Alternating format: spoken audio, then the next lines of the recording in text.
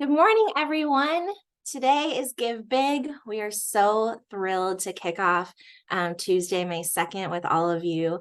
Thanks so much for joining Facebook to hear from some of our Treehouse staff. Today, I'm joined with Amber and Pamela. Hello. Thank you so much for being here. Hi, Lindsay. Thanks for having us.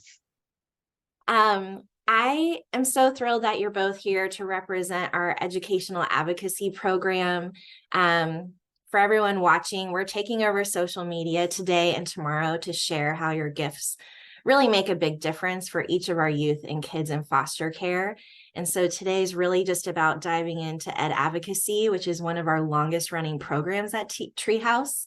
And we just get to have a discussion.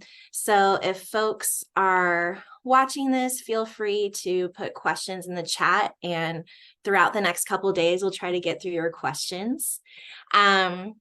Also, Give Big is the reason why I'm on the screen. I'm on our fundraising team, but we have a really big goal. By midnight tomorrow, we're trying to raise $175,000. And this is part of celebrating our 35th anniversary. We're building on 35 years of incredible support, growth, and accomplishments. And thank you so much to our youth caregivers, supporters, and partners who have made the last 35 years possible. We are so incredibly grateful for building that community with us and being a big part of serving youth in foster care. So if people are interested in donating, you can go to treehouseforkids.org/givebig. We have an $80,000 matching challenge. So all gifts that are made today and tomorrow until we hit 80,000 are matched. So this is a great way to double the impact of your gifts. Let me just check really quick. We are almost at $30,000 from 85 donors. So quick shout outs to Dee, Teresa, Alice, Hattie, Kate, Wendy, John, Greg. Thank you so much. There's so many folks that have been coming together to make Give Big successful, and each of your gifts are really supporting our work. So yeah, I also want to thank our Give Big Matching Challenge supporters, First Tech Federal Credit Union, Janet, Lloyd, Armin, Josh. Thank you so much. We really appreciate that you're doubling everyone's impacts today. But yeah, I want to kick it off to Amber and Pamela. I'm so glad that you're joining me and you're going to share more about Ed Advocacy. So really, Amber, let's start with you. What inspires you about Treehouse's mission? Yeah, thanks, Lindsay. Thanks for having us. I'm Amber Alvarez. I'm the Educational Advocacy Lead for Treehouse's Educational Advocacy Program. I've been in different roles within our advocacy program, but most recently the lead for the last 6 months or so, and it's been really exciting. And I think your question, Lindsay, was what inspires me about Treehouse and our program. What inspires me about our program specifically is our advocates' ability to be those individuals to shine a light on a student's education, right? Like oftentimes a student's education slips through the cracks when we are worried about a student's safety, their well-being. Do they have somewhere to lay their head at night? Do they have a meal to eat? And so a lot of times those things come first. And so the education, again, can tend to slip through the cracks. And through our program, our advocates are able to be those individuals who come into the picture and say, wait, what's going on with the student's education? Like, how can we support the student? How can we get them to grade level? What can we really do to get the student on track and remove the barriers that our students often face? So that way they graduate alongside their peers and are really just set up for success in school. Thank you so much. That's awesome. Pamela, could you share a little bit more with us about what education advocacy is and what those services are for our youth? Sure. As Amber said, there are a lot of barriers for youth in foster care. They often move a lot. Sometimes those moves mean they have to change schools. There's a lot of instability in their lives. Sometimes they don't know where they're going to bed tonight. And they usually come from backgrounds that have been challenging already. So kids can have challenges remaining calm at school. They can have big gaps in education because they've moved from one school to another school. Maybe in the school they're in, they already did long division at the beginning of the year, and the school they were in before did long division at the end of the year. Now they're missing it. So advocacy can, as Amber said, shine light on what is happening for youth in their education.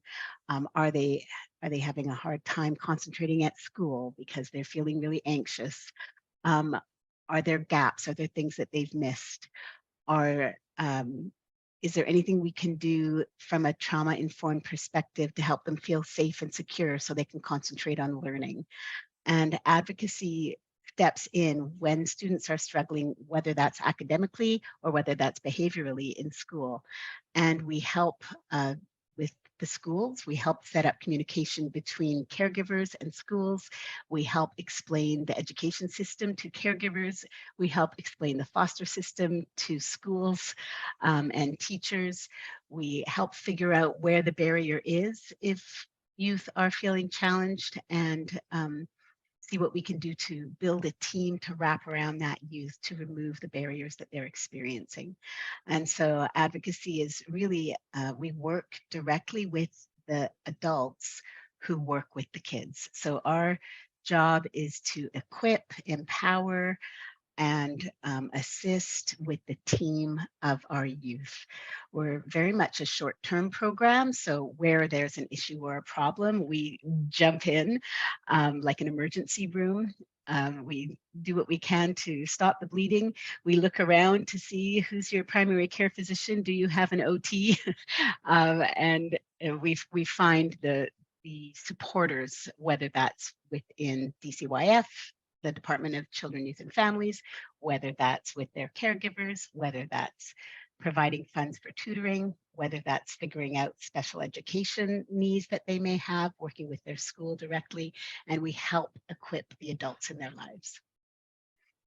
The other beautiful piece to that, Lindsay, is that as advocates, we get to be that connecting and unifying piece. So oftentimes a youth's team, which when students are in care, they tend to have big teams, right? We have social workers, we have caregivers, we sometimes have case managers, like the list can go on sometimes. And so oftentimes everybody wants what's best for the child, but they have different ideas about what's best for the child. And sometimes that communication isn't clear.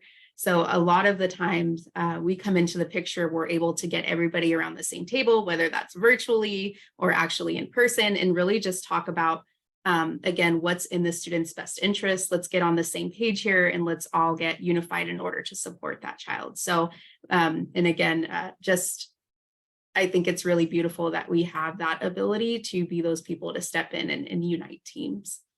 Yeah. Yeah. I love the metaphor about the emergency room, because I think so many folks who don't know all the complexities of working in schools or working with youth in foster care, you can clearly see, like, walking into the ER, knowing that there's the administrative team, nurses and doctors, and when it works really well, that wraparound support is key to survival or health and happiness. And so I think that metaphor is so awesome in terms of advocacy work.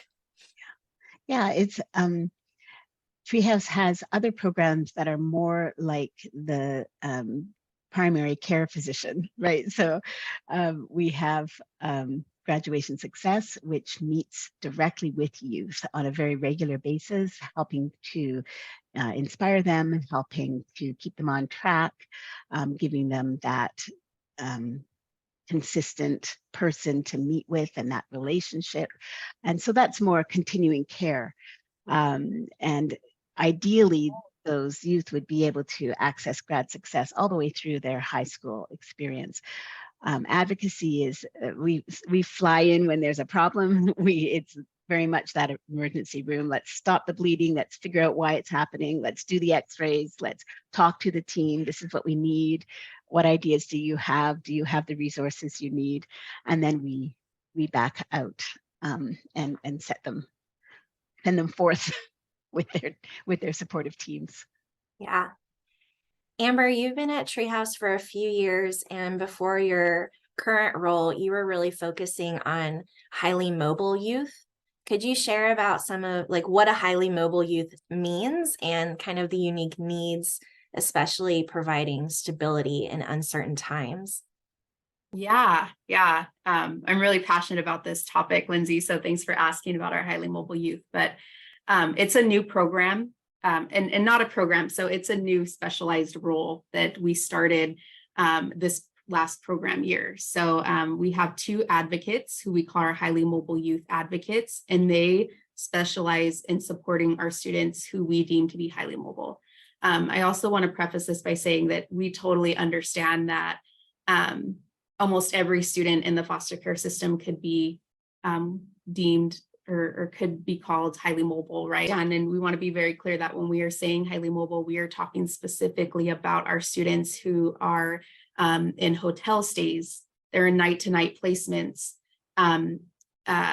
Prior to this year, I think students were staying in DCYF buildings, right? So we're talking about students who again, don't know where they're going to lay their head tonight, right? They don't know where they're going to spend the night until the social worker picks them up from school that day and then takes them to a location where they will be safe. And so that's really our focus because understandably so, how can we expect our students to focus on their education when there's that much instability in their lives, right? It's I would argue that it's almost impossible. And so what our advocates do is they come in and they work with the youth team to help stabilize education during these unpredictable times. For example, we try our best to keep our students in their school of origin. So even if a student is placed one night, an hour and a half away from their school, we do what we can to keep the student enrolled in that school of origin, right? Whether that means they may or may not be able to attend in person that next day, but maybe we help set up an online program or a virtual learning experience that they attend until they're able to go back in person, right? What we really try to avoid is school changes when we can. And so it's been really exciting. We have a lot of students who are highly mobile. And so our advocates have really been digging deep into that work. We are still figuring out and analyzing patterns and figuring out the best way to support because it's pretty nuanced, right? We're figuring it out, still understanding the best way to advocate for our highly mobile youth students, but they're doing awesome work.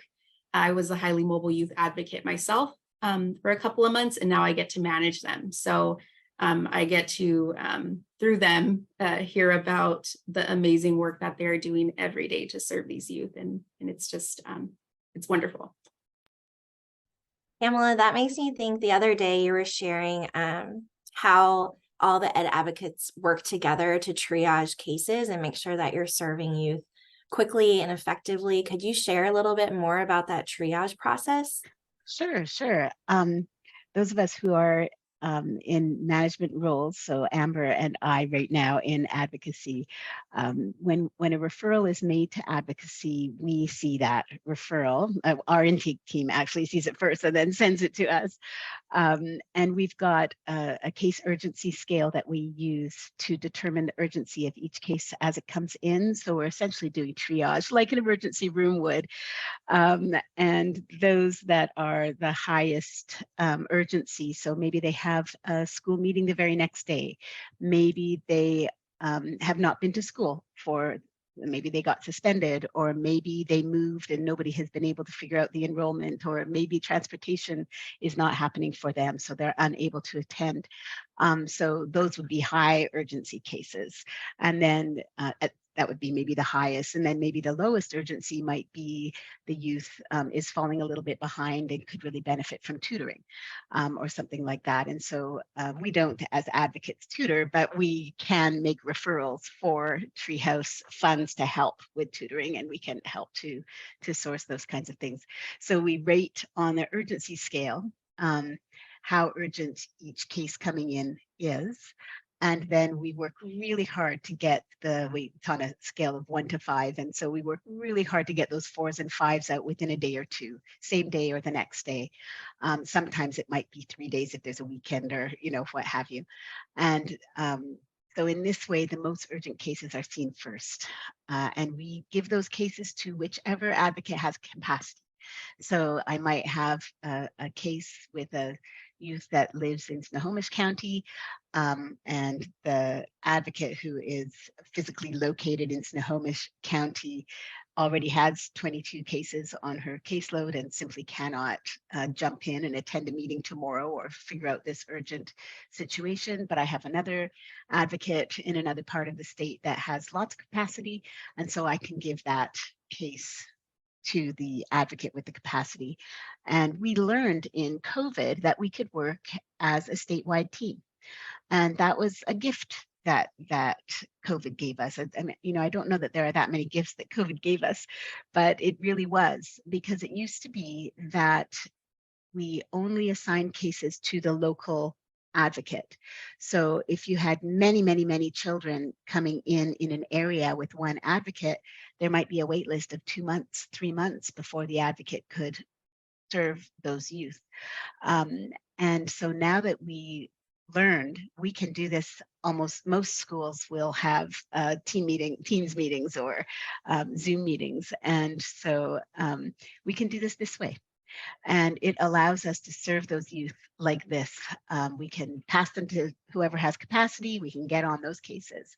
And it's made a vast difference. Our wait list for the whole state is rarely more than 3 weeks, and usually even quicker than that. And with the most urgent cases, it's a couple days, a day. There is no wait list for the urgent cases.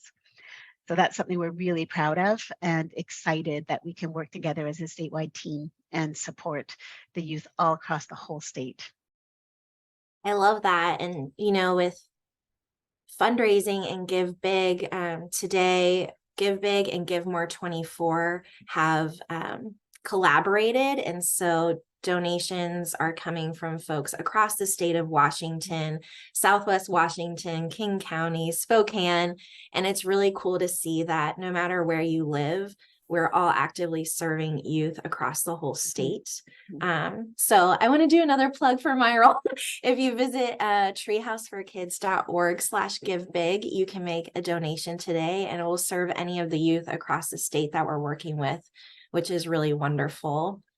Amber, this is Treehouse's 35th anniversary, and we just announced that all school-age children are eligible for all of our programs. This is so huge, especially for youth you work with in advocacy. We've been having advocacy across the whole state for many years, but what do you see as some of the keys to growing all of our programs statewide?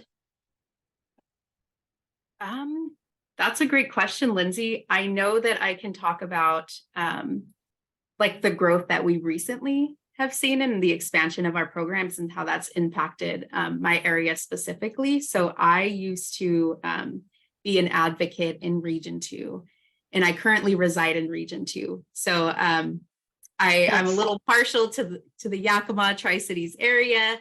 And prior to the expansion of our programs that just happened in the eligibility changes, a lot of the students that I was serving in this area were not eligible for some of the programs, and that was a barrier, right? And so now it's really exciting to think about and to see how our students in Region 2 and other regions outside of King County now have the same access to the Treehouse store, to just-in-time funding. And it's just really powerful to think about where I reside. I live in a rural community, right? An agricultural community with lots of small towns and cities. And so to think about how donations that are made and things that are in the Treehouse store and funding, right? Like it's going to be allocated to our students who are in these rural communities, right? Like to a student who prior to this expansion did not have access. Now they're going to be able to get clothes and new shoes and to do those guitar lessons. And so it's just so meaningful. And I feel so passionately about this expansion that we waited for a long time because it impacts not only my community, but it impacts all the communities in Washington state in a very positive way. So just really excited for that and really excited to see the growth that Treehouse continues to make. I love that. Amber and Pamela, thank you so much for joining me on this special GiveBIG Facebook extravaganza. You're so great, and I'm so lucky that we get to work together. Thank you for everybody that's watching and joining us today. We'll continue to share how your gifts make an impact for youth in foster care in all communities. And I truly hope that you can find ways that are meaningful to you to celebrate this day of generosity. We have a big goal, but there's lots of amazing causes and mutual aid to give today, year round. So Give Big is such a fabulous way to learn about nonprofits that are committed to work that you care about. And for Treehouse, we do have our big matching challenge to double the impact of your gift. So I hope that you visit treehouseforkids.org/givebig, make a gift, find some other nonprofits that are doing cool things. And I hope that you support the folks and communities that you work with. Thank you so much again for being with us. Thank you so much, Lindsay. Bye, everybody. Bye. Bye. Thank you.